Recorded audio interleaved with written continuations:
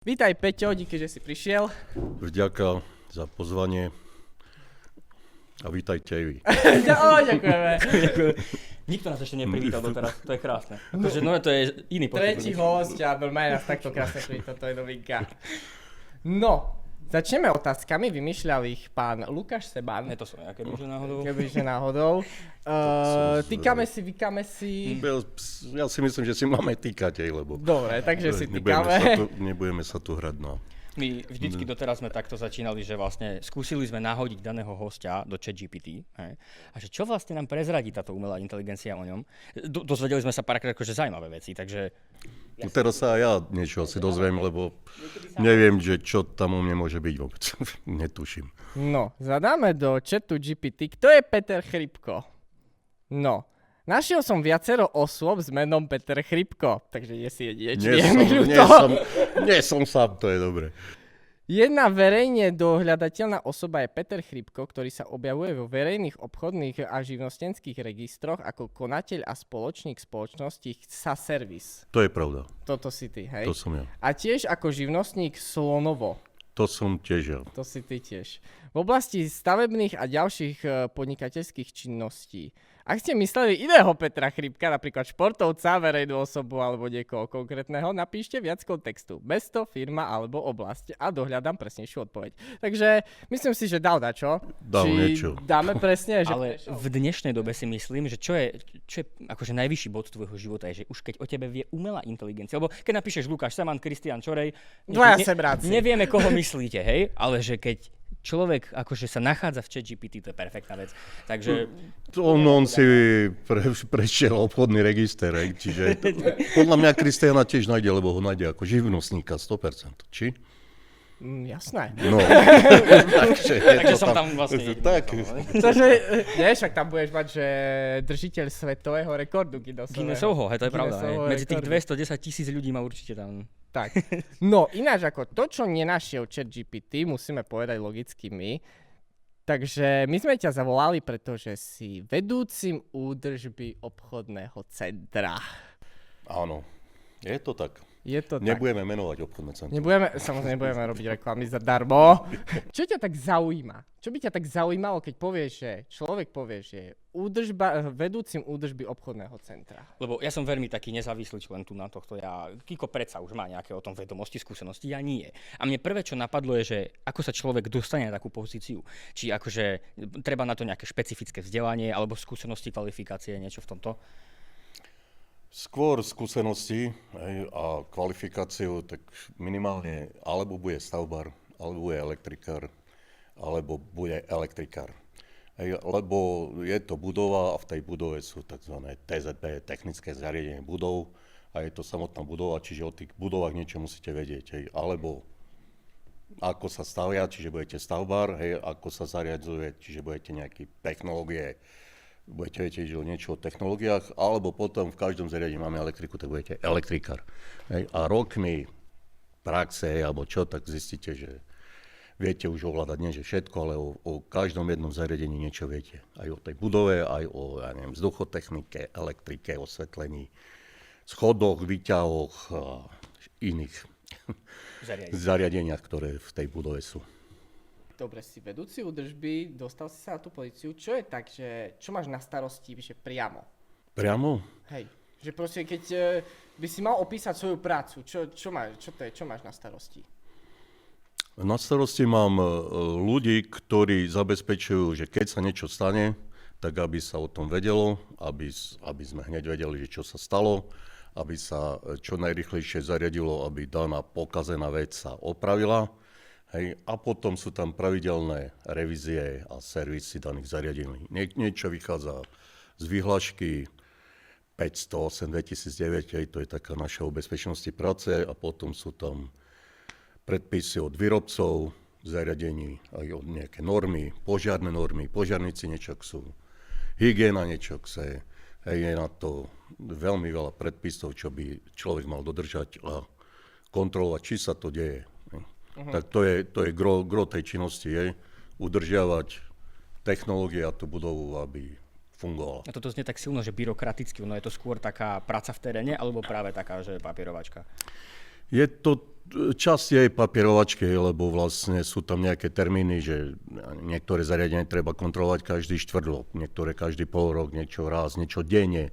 Hej, čiže o tom viesť nejakú evidenciu, hej, že áno, vtedy a vtedy treba vykonať tieto a tieto kontroly. Hej. Druhá vec je, že tie zariadenia, keď bežia, tak sa pokazia, a keď sa pokazia, tak to už je operatíva a už treba zistiť, prečo sa to pokazilo, čo sa pokazilo, koho zavoláme, čo s tým urobíme, či zavrieme budovu, či to môže fungovať. Lebo ľudia väčšinou niečo pokazia, alebo užívaním sa to pokazí a žiadajú, že hneď to má byť opravené, hneď to má byť funkčné, takže je to niekedy také a majiteľia tiež, kedy to bude. Ich prvá otázka, keď zistíme nejaký problém, že a čo teraz, majiteľia, že či ich to bude stať nejaké peniaze, hej, ale peniaze ani nie tak na opravu, to aj príde nejaká cenová ponuka, niečo sa vymyslí, ale či od tých nájomcov, či ten nájomca im bude platiť alebo nebude platiť, hej, čiže to ich zaujíma. A čo nájomca je obmedzený so svojím týmto obchodom? Lebo ono to je tlak z každej strany vlastne. Je tlak z hora, tlak zo spodu. A teraz, že je to no taká... a ešte ľudia píšu na sieťach, že čo je, že toto nejde, tamto nejde. Nemôžem ísť cez hlavný vchod spodný, musím ísť cez horný, to je strašné. A nejde eskalátor, to nevedia opraviť hneď a podobné veci. Tak to je práca 24/7 tým pádom, nie? No, ako zabezpečené to je tak, že 24/7, lebo sú ľudia, ktorí sú na pohotovosti, čiže aj keď sa niečo v noci stane, tak sa stane, že mi volajú, že čo teraz, hej. A to už si píšeš akože nadčasy, alebo to je, že ty máš 24... Buďme reálni. Buďme reálni. Realita je taká, že si nepíšeš nadčasné, akože je paušál, ja mám paušálny plát, alebo lepšie povedaný, je to taký paušálny plát a v tom sú aj tieto povinnosti, čiže na jednej strane nie je to také, že musíš tam byť presne týchto 8 hodín, ale na druhej strane si v pohotovosti stále, že telefón máš pri sebe a keď zbadaš to číslo, tak ho zdvihneš. Aj denodenne mi chodí, 20 SMS-iek, že táto technológia nejde, niečo sa vyplo, niečo sa zaplo, tak to sú také bežné veci. Čiže kontroluješ, že či sú poruchy alebo nie sú poruchy. Je to nejako zautomatizované už dnešnej smart doba, že je to monitorované non-stop, dá sa povedať. No a keď už tak spomíname, že keď sa niečo pokazí, alebo tak, čo bola taká to najhoršie, čo sa stalo? To také, čo sme mali, tak SHZ, stabilné hasiace zariadenie. Prasklo v noci, no a tiekla voda a bolo to tak urobené, že to potrubie išlo cez hlavnú rozvodňu jedného nájomcu, takého potraviny, čo predáva, jeden z najväčších, a začalo mu tam tiecť do rozhodacej skrine, samozrejme, že všetko to vyskratovalo.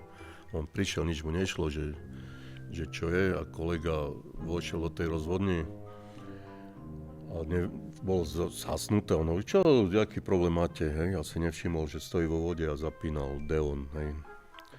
Našťastie sa mu tiež nič nestalo, že neschytil oblúk, lebo mohol byť tam. Mohol rovno šok trafiť. Mohol tam šok trafiť a potom si všimol, že zhora babka priamo do rozhodača voda. Hej, a on našťastie bol na gumenej podložke, ktorá nebola vo vode, hej. To tak... Tá voda otekala trošku inak, hej, že bola v tej skrini. Teraz som ho videl, kde bol, na volejbale som ho videl v Poprade, čo bol, tak sa bol pozrieť na chlapcov aj na ženy. Že ty si bol taký volejbalista, hej? Bol som volejbalista. Ty výšku na to máš? Teraz už aj váhu. To čo? Chudnem, nevšimli ste si. Počúvaj, dáme s tebou podcast zase o rok a uvidíme. Teda pokiaľ mám správne informácie, tak ja si predstavujem tak, že to máte nejaký evakuačný plán, jednoducho na každú možnú situáciu. Teroristické útoky, zemetrasenia, tornáda. Všetko môže teraz, ale v praxi, hej. Či na to sú zamestnanci, lebo tak tí nakupujúci nie, ale tí zamestnanci, či sú na to pripravení, že teraz príde tornádo. Vedeli by, ako sa zachovať? Ako... Ani on nie je na to pripravený. Ako vedeli, lebo by, že čo máme robiť, hej, tak ako máme na to postupy, ale tie postupy sú v podstate vypracované tak, ako keby bol požiar. Hej, čiže stále sa to cvičí na požiar. Čiže všetko, čo sa udeje, tak požiar je najhoršia vec. Hej. No, tornádo, čo opustiť budovu, čo môžete, hej, keď vám začnú lietať plechy, no, stropy. Práve to nie je chyba opustiť. No... Je to tam napísané, ja to neviem naspamäť, jasne. Ale tornádo u nás nie je predpoklad, že by bol, takže vlastne si to ani nenacvičujeme, hej, ale máme o tom nejaké predpisy, kde to je spomenuté, ale nie je tam tornádo, bude tam akože veterná smrť alebo vietor. Hej. No a keď k tomu dojde, tak čo, je to dopredu pripravené, alebo si najprv vybereš PDF-ko, začneš si čítať a... Čítať to do rozhlasu, aby všetko... Čítať do rozhlasu. Potom, keď sa to stane, potom budeme čítať, že čo máme robiť. Hej. Alebo dopredu na každú situáciu sa nedá pripraviť. Hej. Môžeme o tom síce rozprávať, ale neviem si predstaviť, že by každý vedel všetko vyriešiť v danej situácii. Hej. Je tam len zdravý rozum. No. Keď letajú vonku plechy, tak nepovieš, že chytať. Hej. To je ako si dá rozum. Ja som dostal otázku, keď sme pri tej evakuácii. Mám kamaráta, ktorý zažil, že kód 1000. Vieš vysvetliť, čo je ten kód 1000 a následná evakuácia? Ako to funguje? Čo to znamená? Lebo veľa ľudí je zmetených, keď to zrazu vyznie gong a kód 1000. Kód 1000 to je vlastne ako keby hláška pre znalých. Ľudia, ktorí sú, nemusia robiť nič. Hej, ale je to oznámenie, mohlo by tam byť, ako v iných nákupných centrách, nie je kód 1000, ale napríklad v jednom som sa stretol, že žiadame technikov, aby sa dostavili na 5. poschodie. Malo to 2 poschodia, hej, takže všetci vedeli, že je niečo zlé. Hej. Čiže vlastne kód 1000 znamená to, že ako keby bol pred hlásenie, že je niekde zaznamenaný požiar. Hej. Čiže musia ísť ľudia preveriť, či v danom mieste ten požiar je, alebo niečo iné, hej, môže to byť aj voda, hej, môže to byť zatopenie. Hej, čiže či v danom mieste sa tá kolízia stala, alebo nie, či je reálna. Hej, a to je výzva pre tých technikov, SBS-karov, hej, aby preverili danú situáciu. Hej. Čiže to je hlasenie pre tých, čo majú zabezpečiť nejakú evakuáciu. Čiže to je nejaká predpríprava? Toto je vlastne predpríprava na to, hej, že keď už tušíme, že sa niečo deje, hej, ale ešte to nemusí byť, lebo ten snímač môže zblbnúť, hej, čiže to nemusí byť. Druhá vec je, čo sa stáva, že niekto umelec robí, hej, že tam dá ten zapalovačku nejakému snímač vyhlasí, hej, ale nehorí, čiže vlastne je to hláška na to, že preveríme, či nastala tá situácia, alebo nenastala. No a... Čo to tak zachytí, že to hovorí, že snímač, Áno. ono to automaticky ten snímač spustí, že to začne samo rozprávať, či niekto niekde musí začať rozprávať? Automaticky. Máme elektronickú protipožiarnú signalizáciu EPS a pri tej EPS-ke je aj hlasová signalizácia požiaru. To znamená, že keď príde do EPS-ky signál, že niekde horí, EPS-ka dá signál hlasovej signalizácii požiaru, začne hlásiť túto hlášku. Ne? No, dobre, a keď príde k reálnemu požiaru, jak prebieha tá jak prebieha zistenie požiaru, evakuácia a následných hasičí?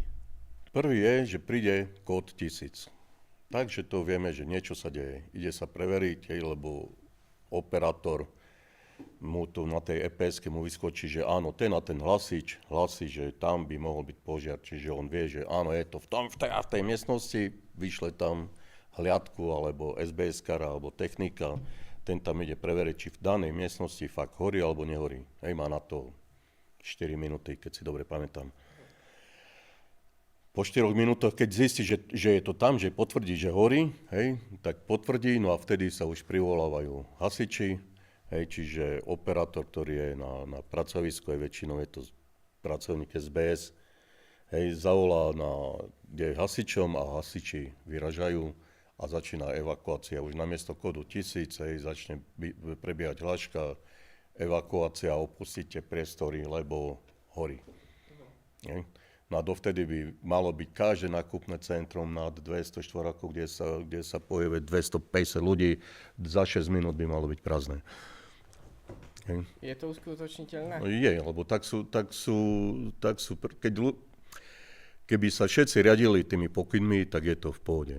Hej. Lebo tak sú nastavené unikové plány, tzv. PBS, protipožiarna bezpečnosť stavby, kde sú vyratované unikové cesty, dĺžky trás, že z toho miesta do najbližšieho východu, keď pôjdu ľudia, tak by mali za tých 6 minút odísť. A to vlastne vyratoval technik, ale špecialista požiarnej ochrany, ktorý zrobí plán, ako tí ľudia, kde musia byť unikové východy, kde musia byť hlasiče, kde musia byť snímače, proste toto je evakuačný plán, ale PBS-ko stavby, kde musia byť chránené unikové cesty, čiastočne chránené unikové cesty, aby tí ľudia sa v tých chránených unikových cestách, keď idú, aby tam mali dosť vzduchu, aby mohli dýchať. Budova je zabezpečená zariadenie pre odťah tepla a spalín horenia, ZOTSH sa to volá v skratke. A to zabezpečuje, že to, čo horí v tých verejných priestoroch, tak sú ventilátory, ktorí ten dym odtiahnú a vyfúknú preč. A na chránených únikových cestách sú zase tiež ZOTSH, ale tie tam zase ventilátory vháňajú vzduch dnu, aby ľudia mali čo dýchať. Že keby prišlo zadýmanie, lebo dym je väčšinou, sa nezomiera pri požiaroch na popáleniny, ale zomiera sa na zadusenie, že nemáte čo dýchať. Vzduch ako oheň, pohltí kyslík, málo kyslíka, potom sú tam nejaké ešte dymy, škodliviny, a tie sa nadýchate a zomrete na udusenie, nie na popáleniny. Potom samozrejme sorite, ale predtým sa zomrete udusením. Keď mňa v tomto zaujíma ten ľudský faktor toho, že s ktorou tou skupinou tých ľudí počas aj tej evakuácie, ale aj všeobecne tej práce sa pracuje najťažšie. Či sú to tí návštevníci, alebo práve že v takýchto situáciách horšie reagujú tí nájomcovia? Začnú robiť paniku. Tak ako nájomcovia zabalia, zavrú krám a idú preč a vyženú ľudí, ale to je panika nie je, väčšinou ľudia to berú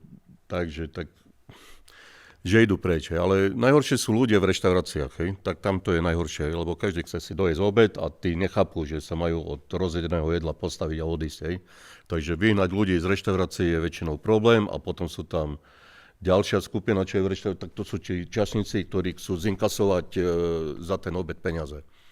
Čiže teraz ako majú s tým oni problém, že keď hovorí, že zaplaťte mi, a ja nezaplatím, lebo som ešte nedojedol.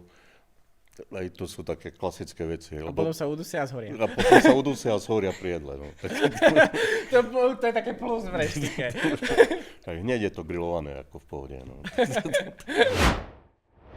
Tak najhoršie, čo bol, najhoršie.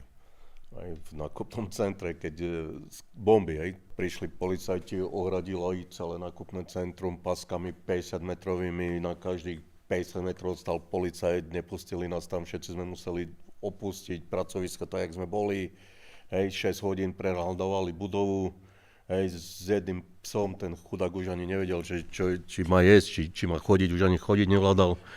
A nahlásenie bomb prebieha akože telefonicky niekomu zavolajú? Tak ako väčšinou bomby nahlásia na tej prevádzke, niekto nahlási nejakým mailom, že tam je bomba, SMS-ka, neviem kde. Nejde to nám, ide to na väčšinou nájomcov. Im chcú poškodiť. Možno, že teraz, keď sa spoplatnili tie záchody, takže aj tak. Bude na záchodoch, Za ten spoplatnený hajzel bude ono. No a prečo sa spoplatnili tie záchody? Lebo boli doteraz zadarmo. Áno, ale náklady rastli. A príjmy tým pádom neboli. Takže je to o tom, že ľudia sa nesprávajú, kradnú sa toaleťaky, kradnú sa tie držiaky, kefy, to ja nerozumiem tomu, tlačítka, ako... No, máš doma kefu. Ako niektorým veciam sa nedá porozumieť, že keď ľudia kradnú toaletný papier, Hej, keď poškodzujú tie držiaky na toaletný papier, keď rozkapávajú dvere, hej, no to stojí všetko a verejné záchody mesto má a keď má, tak sú spoplatnené. Železnice majú záchody, sú spoplatnené. Autobusová stanica má, sú spoplatnené. Tak neviem, prečo sa ľudia čudujú, že v nákupnom centre by to malo byť zdarma. Hej. Ty si zakladal politickú stranu. Nie, zakladal som politickú stranu. Bol si v politickej strane? Nie, bol som len, som mal pokus. Vznikla v Košiciach, vznikla politická strana 7 statočných. A boli to tam kamarát jeden ma oslovil, že či nechcem s nimi spolupracovať, tak som bol na kandidátke do Europarlamentu. Ale nedostal som sa, trošku mi chýbalo, nejakých 25 000 hlasov som nemal. To je len ofus. To je ofus, s mojimi 1760, alebo neviem. Už no počkaj, ale keď to bola, že strana 7 statočných a prizali teba, potom to bolo 8? Nie, boli sme 10 kandidáti. Ale iba 7 statočných. Ale len 7 statočných. Ale ja som tak, akože ja som veľký fanúšik, že Varehu. Neviem, či poznáš Vareha. A ja som si všimol, že podobný outfit si povolil. A teraz aj ty si fanúšikom Varehu? Varehu nie je veľmi. Lebo Vareha mala akože skvostné napady. Áno, že sa služobné krávy a tak. S tými chrustami, čo mal, tak to som ako bol s ním mrav. No on podnikal aj veselo, no. Veľmi veselo, áno. Predával som sebe veci a DPAčku si pýtal od štátu, tak to bolo geniálne. No akože za mňa najväčšia geniálnosť bola tá služobná krava. Služobná krava je fakt, ale to je... Služobná krava. Áno, prosím. Služobná krava. Peťo, prosím, povedz mi, že ideš kandidovať, ak ja každému služobnú kravu. Teraz ešte tých 7 statočných funguje? Neviem už. Lebo tu 2 statoční sedia, že? Musím zistiť, lebo neviem, či oni sa nespojili potom, neviem s kým. Aj, lebo už v Košiciach boli známi, lebo ten zakladajúci člen, on bol Košičan. Oni ako v mestskom zastupiteľstve, ako v jednej časti Košic aj mali poslancov. Až takto, hej? Hej, že oni mali poslancov, ako v Košiciach mali poslancov a potom sme sa chceli dostať aj akože eurovolivy, to bolo akože marketing, aby sme sa zviditeľnili. Hej, no a potom boli do Národnej rady, no ale tam sme tiež skončili, no a 0, neviem koľko percent. Tam sa ODS-ka spájala asi s veľa stranami, tak neviem, či nie, to je ako... Treba veľa peňazí na tú stranu. Marketing je drahý. A ty si odišiel z dôvodu, že to nevyšlo, alebo že niečo sa stalo, alebo si povedal no, politika? Oni začali spolupracovať s pánom Kotlebom a to sa mi nejako nepáčilo veľmi. Aj, čiže preto som sa s nimi rozišiel. Čiže čo, zakladaš vlastnú stranu? 7 udržbárov? 7 udržbárov a nemusia byť statoční. Len nech je to udržbár. Ale mali ste aj nejakú kampaň, alebo také niečo? Ja sa priznám, videl som takú fotku. Aj, ako kampaň sme boli, to keby sme teraz išli s tou kampaňou, tak asi všetci sedíme, lebo vtedy sme mali kampaň a na prívesnom vozíku sme mali šibenicu a na nej visel plagát, taká tabula s nami príde zákon. Ale to nikto nemal. To nikto nemal a vyselo to na takom janošikovskom haku. A to by dneska už asi neprešlo. Dneska, keby sme s tým niekto prišiel, tak verím tomu, že ho odsúdia. Tak tu už boli počuby aj za to, že máš valašku vo videu a takto. A tam boli, ako normálne ten janošikovský hak. A na ňom vyselo. A takto si priješte celú Nami príde zákon. A prišiel? Neprišiel. Neprišiel. A sme s tým stali v Bratislave aj pred Národnou radou. Neboli ste dostatočne statoční? Sme chodili po Bratislave s vozíkom. Pred nákupnými centrami som mal... A mali sme biele klobúky kovbojské. Nie, ešte by zaujímalo, ja som sa samozrejme dozvedel, vtáčiky spievali, že ty si opekal prasiatko na kruhovom objazde. Ale to bol zámer. To bol zámer. My si chceli zrobiť tento, že kde je, takže na kruhovom objazde, ale postavili tam koňa. Zobrali na miesto. Zabrali na miesto. Tak niekde ide na inom kruhovom objazde. A To by bola kampaň. To by bola kampaň. Žiadne šibenice, prasiatko opekané na kruhovom objazde. Máme kampaň, no vidíš, vymýšľame tu za pochodu. Len či by si sa tam dostal, či by ťa tam zase tí naši policajti neodstranili. Zoberieme nejakého policajta do podcastu, bude vybavené.